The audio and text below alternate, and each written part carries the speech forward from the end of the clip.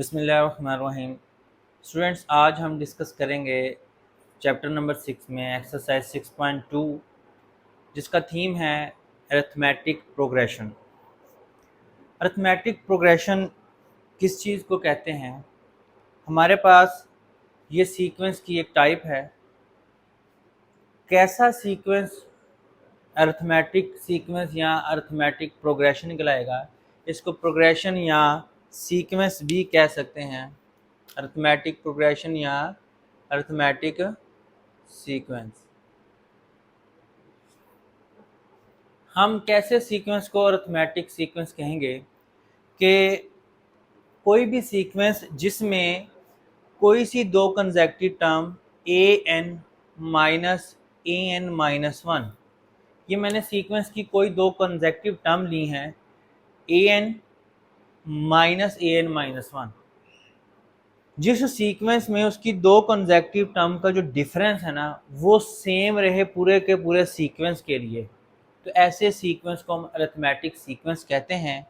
और जो ये डिफरेंस है इस डिफरेंस को हम कॉमन डिफरेंस कहते हैं।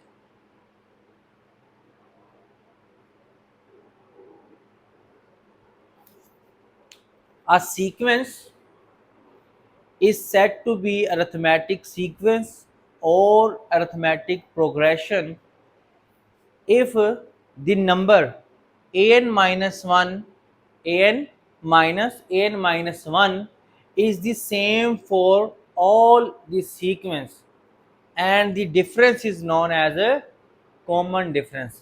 और यहाँ पर जो हमारे पास n है वो बिलोंग करेंगे नेचुरल नंबर में से। ठीक है, n हमारे कहाँ पर बिलोंग करेंगे? नेचुरल नंबर में से। And also n is greater और इक्वल टू 1। ठीक है, सिंपली अगर हम ये कहें कि n इज ग्रेटर देन 1 तो ज़्यादा बेस्ट रहेगा, क्योंकि इस केस में अगर हम n इक्वल टू 1 लेंगे तो a नॉट हमारे पास ऐसी कोई टर्म नहीं होती जिसका नंबर a नॉट हो। मतलब हमारे पास नंबर ऑफ टर्म हमेशा 1 से स्टार्ट होगी, तो n इज ग्रेटर देन 1 होना चाहिए, या इससे कोई भी यानी कि आगे बढ़ते जाए नंबर ग्रेटर देन 1 होना चाहिए। क्योंकि अगर हम यहाँ पर n इक्वल टू यहाँ पर 1 रखेंगे तो 0 टर्म आ जाएगी, तो इसलिए हम यहाँ पर एटलीस्ट 2 रखें तो हमें n माइनस 1 मतलब फर्स्ट टर्म एग्जिस्ट कर जाए। अच्छा, इस केस के लिए हमें n ग्रेटर देन 1 लिया है। जब हम जस्ट an की फॉर्म में सीक्वेंस को डिस्कस करेंगे, इस केस में हम कह सकते हैं n इज ग्रेटर और इक्वल टू 1। लेकिन जब ये n माइनस 1 का स्ट्रक्चर एग्जिस्ट कर जाए तो हमें सिर्फ कंडीशन लगानी पड़ेगी n ग्रेटर देन 1। तो अरिथमेटिक सीक्वेंस एक ऐसा सीक्वेंस है हमारे पास जिसमें पूरे के पूरे सीक्वेंस की कोई सी दो कंसेक्यूटिव टर्म्स लें और उनका डिफरेंस चेक करें, तो वो हर दो कंसेक्यूटिव टर्म का जो डिफरेंस है वो सेम आना चाहिए, जिसको हम कॉमन डिफरेंस कहते हैं। अब अगर अरिथमेटिक प्रोग्रेशन लेट करते हैं हम कि हमारे पास कोई अरिथमेटिक प्रोग्रेशन है a1 a2 a3 so on an, तो हमारे पास ये टर्म्स कैसे बनेगी? a1 is the first term, a2 कैसे बनेगी? बेसिकली हमें कहा कि जो अरिथमेटिक प्रोग्रेशन है उसमें हर दो टर्म्स के दरमियान एक कॉमन डिफरेंस है जिसको हम d कहते हैं, और यही d सब के दरमियान चलता है, और वो डिफरेंस प्रीवियस टर्म में ऐड करेंगे तो नेक्स्ट टर्म बन जाएगी। तो अगर मुझे a2 बनानी है तो मैं जस्ट a1 में d ऐड कर दूंगा तो मेरे पास ये a2 बन जाएगी। सिमिलरली जब a3 चाहिए मुझे तो मैं a2 में d ऐड कर दूंगा। हर प्रीवियस टर्म में d ऐड करते जाएंगे तो हम नेक्स्ट टर्म की तरफ मूव करते जाएंगे। लेकिन यहाँ पर इसको जनरलाइज करने के लिए मैं यहाँ पर a2 का फॉर्मूला सब्स्टिट्यूट करूंगा। a2 बेसिकली इक्वल है a1 प्लस डी। जब मैं यहाँ पर a2 की जगह a1 प्लस डी लिखूंगा और ये d एज इट इज आ रहा है, तो बेसिकली ये बन जाएगा a1 प्लस 2d। यानी कि a3 के लिए हमें ये फॉर्मूला जनरेट होके मिल गया। इसमें हमें किसकी हेल्प लेनी पड़ी? फर्स्ट टर्म की। इसी तरह अगर मैं a4 जनरेट करना चाहता हूँ तो मैं a3 में d ऐड करूँगा। लेकिन a3 अभी हमने जनरेट किया वो क्या है? A1 प्लस 2D और ये एक D एज इट इज़ पड़ा है, तो ये बन जाएगा A1 प्लस 3D। तो अगर स्टूडेंट्स आप गौर करें तो हमारे पास यहाँ पर जो स्ट्रक्चर सामने आ रहा है, सेकेंड टर्म में देखें A1 में 1 टाइम D ऐड हो रहा है, थर्ड टर्म में देखें 2 टाइम D ऐड हो रहा है फर्स्ट टर्म में, फोर्थ के लिए फर्स्ट टर्म में 3 टाइम D ऐड हो रहा है। तो यहाँ से हमें जो सीक्वेंस नज़र आया कि अगर हम nth टर्म यानी कि जितना यहाँ पर नंबर आ रहा है उससे 1 लेस D ऐड करना पड़ेगा। तो हमारे पास nth टर्म के लिए क्या हो जाएगा, A1 प्लस n-1 यानी कि n से 1 लेस D ऐड कर देंगे तो हमारे पास ये जनरल फॉर्मूला बन जाएगा nth term of the arithmetic progression. ठीक है, और कॉमन डिफरेंस का फॉर्मूला यहाँ पर मेंशन है कि जब भी कॉमन डिफरेंस निकालना है तो कोई सी दो कंसेक्यूटिव टर्म में से an माइनस 1 का मीनिंग क्या है कि हमारे पास अगर कोई सीक्वेंस चल रहा है तो उसमें हमें नेक्स्ट टर्म में से प्रीवियस को माइनस करना है। मैं एग्जांपल यहाँ पर कोड करता हूँ 1 3 5 7 एंड सो ऑन। ये हमारे पास एक अरिथमेटिक प्रोग्रेशन है, इसमें अगर मुझे D निकालना है तो मैं कोई सी दो कंसेक्यूटिव टर्म पिक करूंगा। आप 1 3 पिक कर सकते हैं, 3 5 भी पिक कर सकते हैं, 5 कंसेक्यूटिव टर्म पिक करनी है, कभी भी जंप नहीं करना किसी टर्म को। हमें दो टर्म्स कंसेक्यूटिव चाहिए, 1 3 ले लें, 3 5 ले लें, 5 7 ले लें, कोई सी दो कंसेक्यूटिव टर्म लें। उसका डिफरेंस लेने के लिए याद रखना है कि जो दो टर्म्स ली हैं उसमें से जो नेक्स्ट टर्म होगी उसमें से माइनस करना है प्रीवियस टर्म को, तो आपके पास आंसर आया 2। ये मैंने पहले दो टर्म का पेयर लिया, अगर मैं पहले दो नहीं लेता मैं दूसरा और तीसरा ले लेता हूँ तो उसमें से भी 5 माइनस 3 करें फिर भी मुझे 2 मिलेगा। मैं कहता हूँ मैं दूसरा तीसरा नहीं लेता, मैं तीसरा और चौथा ले लेता हूँ तो 7 माइनस 5 करूँगा तब भी मुझे 2 मिलेगा। तो स्टूडेंट आप देख सकते हैं कि अरिथमेटिक प्रोग्रेशन में हमारे पास पूरी की पूरी प्रोग्रेशन में हर दो कंसेक्यूटिव टर्म का जो डिफरेंस लेंगे वो सेम आएगा। इसी डिफरेंस को हम कॉमन डिफरेंस कहते हैं, और जिस भी सीक्वेंस में कॉमन डिफरेंस एग्जिस्ट करेगा उस सीक्वेंस को हम अरिथमेटिक सीक्वेंस या अरिथमेटिक प्रोग्रेशन कहेंगे। स्टूडेंट मूव करते हैं इससे रिलेटेड प्रॉब्लम को सॉल्व करने की तरफ। Right the first 4 term of the arithmetic sequence if. First 4 term लिखना है। इफ सीक्वेंस हमें क्या दिया है, A1 equal to 5 and other 3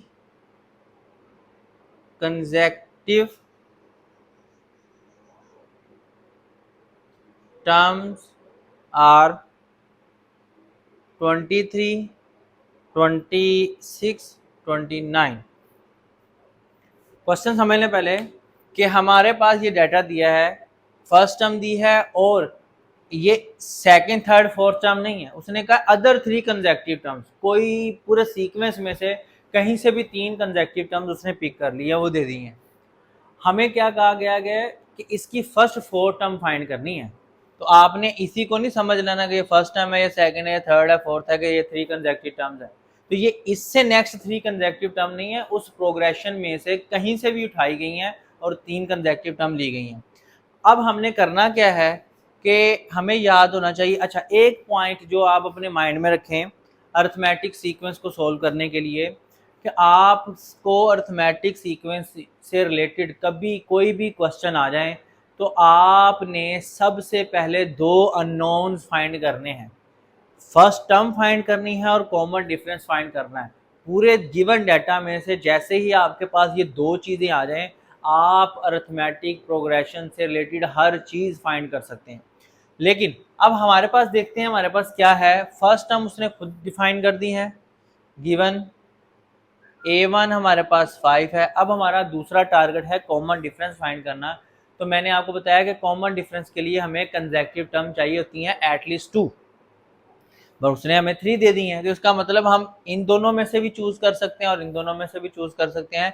तो कॉमन डिफरेंस D निकालने के लिए मैंने फर्स्ट 2 कंसेक्यूटिव टर्म यूज़ की, 26 माइनस 23 किया, तो मेरे पास कॉमन डिफरेंस कितना आ गया, 3 आ गया। D मेरे पास क्या आ गया, 3। अब मेरे पास ये दोनों चीज़ें आ चुकी हैं और उसने हमें क्या कहा है कि इसकी फर्स्ट 4 टर्म फाइंड करें। तो स्टूडेंट आपने फार्मूला याद रखना है जो अभी मैंने लिखा है कि एज वी नो दैट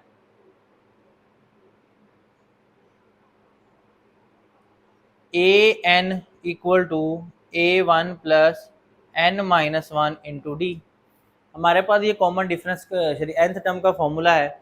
अब इसकी मदद से जैसे हमने 6.1 में सीखा कि अगर हमारे पास nth टर्म है तो हम सारी की सारी टर्म फाइंड कर सकते हैं।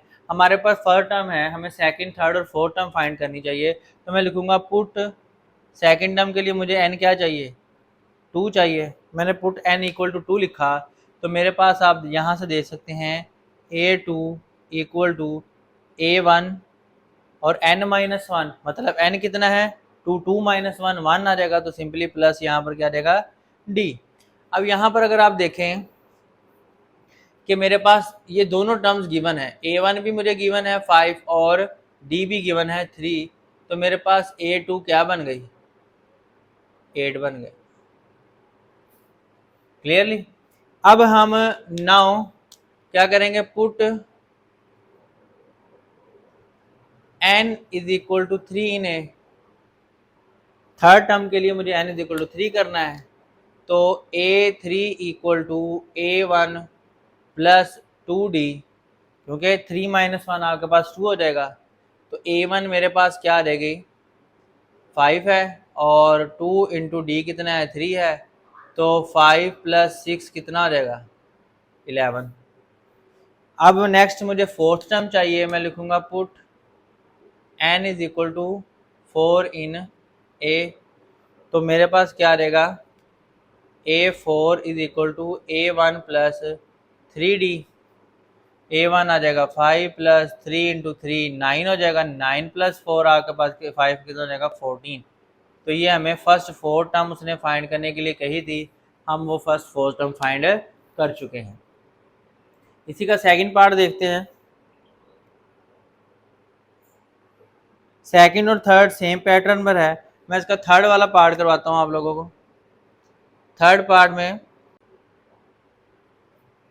स्टूडेंट ये क्वेश्चन देखिएगा, हमारे पास डाटा क्या है, इसमें भी हमने फर्स्ट 4 टर्म फाइंड करनी है। हमारे पास 3 into A7 and 3 into A4 की एक इक्वेशन दी हुई है। सबसे पहले हम इसको एक्सप्लोर करते हैं। आपने याद रखना है कि ये जो फॉर्मूला हमने nth टर्म का मेंशन किया है ना, ये बहुत इंपॉर्टेंट है। an is equal to A1 plus n minus 1 into d, ये पूरे के पूरे सीक्वेंस को कंट्रोल करता है। अब यहाँ पर A7 इसी फॉर्मूला के अकॉर्डिंग मैं लिखूँ, अगर A7 मेरे पास होगा तो A1 प्लस 6d होगा, और A4 मेरे पास क्या होगा A1 प्लस 3d, और A10 क्या होगा A1 प्लस 9d। ये इस फॉर्मूला की हेल्प से हमारे पास स्ट्रक्चर सामने आएंगे इसके। अब मैं लिखूंगा नाउ फर्स्ट क्या दिया हुआ है 3A7 की जगह लिखूंगा A1 plus 6d is equal to 7A4, A4 की जगह A1 प्लस 3d लिख दूंगा। अब यहाँ पर आप क्लियरली देख सकते हैं, ये आ जाएगा हमारे पास 3A1 plus 3 6 are 18d equal to 7A1 plus 7 3 are 21d। हम जस्ट इसको अरेंज करते हैं तो ये दोनों टर्म्स उधर शिफ्ट कर लेते हैं, 7A1 minus 3A1 plus 21d minus 18d equal to 0। तो ये हमारे पास क्या रहेगा 4A1 प्लस हमारे पास 3d आ जाएगा इज इक्वल टू 0। ये हमारे पास इक्वेशन 1 आ जाएगी। नाउ हम दूसरी कंडीशन से देखेंगे, A10 हमारे पास क्या है A1 plus 9d is equal to 33। ये हमारे पास सेकंड केस आ जाएगा। अच्छा जी, ये हमारे पास इक्वेशन 2 आ गई। अब स्टूडेंट हमारे पास ये दो इक्वेशंस हैं, हमने जस्ट इनको साइमल्टेनियसली सॉल्व करना है और फाइंड आउट करनी है वैल्यू A1 और D। जैसे आप प्रीवियस क्लासेस में x और y की फॉर्म में दो इक्वेशंस को सॉल्व करते थे, या तो कंपेयरिंग कोफिशिएंट मेथड लगा लें, या एलिमिनेशन मेथड लगा लें, या क्रॉस मल्टीप्लिकेशन मेथड लगा लें। तो मैं यहाँ पर इक्वेटिंग कोफिशिएंट मेथड लगाऊंगा, तो उसके लिए मुझे देखने हैं, ये देखें कि इसमें ए का कोफिशिएंट 1 है, इसमें 4 है, तो अगर इस इक्वेशन को मैं 4 से मल्टीप्लाई करके दोनों को सब्ट्रैक्ट कर दूंगा तो मेरा काम आसान हो जाएगा। मैं लिखूंगा multiplying equation 2 by 4 and then subtract equation 1, और इसमें से इक्वेशन 1 को फिर सब्ट्रैक्ट कर देंगे। इसको 4 से मल्टीप्लाई किया तो 4a1 plus 4 9 30 equal to 4 3 12, 1 carry करेगा, 4 3 12 31 32 आ जाएगा, और यहाँ पर आ जाएगा 4a1 plus 3d equal to 0। ये माइनस माइनस ये माइनस ये कैंसिल आउट हो जाएगा। यहाँ से 33 d इज इक्वल टू 132 आ जाएगा, और d इज इक्वल टू आ जाएगा 132/33। ये इसको कैंसिल करेगा तो d इक्वल टू 4 आ जाएगा। आप क्लियरली देख सकते हैं यहाँ से d की वैल्यू आ गई है। अब ये d की वैल्यू हम इस इक्वेशन 1 या 2 में से किसी में भी पुट कर सकते हैं। मैं लिखा यहाँ पर put d is equal to 4 in equation 1, तो ये आ जाएगा 4a1 plus 3d equal to 4 equal to 0 आ जाएगा। 4a1 इक्वल टू -12 आ जाएगा, और a1 इज इक्वल टू -3 आ जाएगा। अब यहाँ पर हमारे पास a1 और d आ चुके हुए हैं, हमें जस्ट फर्स्ट 4 टर्म फाइंड करनी है, तो यही फॉर्मूला यूज़ करेंगे और फर्स्ट 4 टर्म फाइंड कर लेंगे। फर्स्ट 4 टर्म कैसे फाइंड करेंगे स्टूडेंट, देखिएगा, मैं लिखूंगा now a2 is equal to a1 plus d होगा, तो a1 -3 है, d आपके पास 4 है, तो आंसर 1 आ जाएगा। a3 निकालेंगे तो वो a1 प्लस 2d होगा, तो a आपके पास -3 है, ये 2 × 4 8 हो जाएगा, 8 - 3 करेंगे तो 5 आ जाएगा, एंड a4 करेंगे तो वो -3 a1 प्लस 3d हो जाएगा, तो a1 आपके पास है -3 प्लस 3 × 4 12 हो जाएगा, तो 12 - 3 करेंगे तो आपके पास 9 आ जाएगा। तो ये हमारे पास 4 कंसेक्टिव टर्म्स हमने फाइंड करनी थी, तो इस पैटर्न पर चलते हुए हम इस तरीके से 4 टर्म फाइंड कर सकते हैं। नेक्स्ट मूव करते हैं।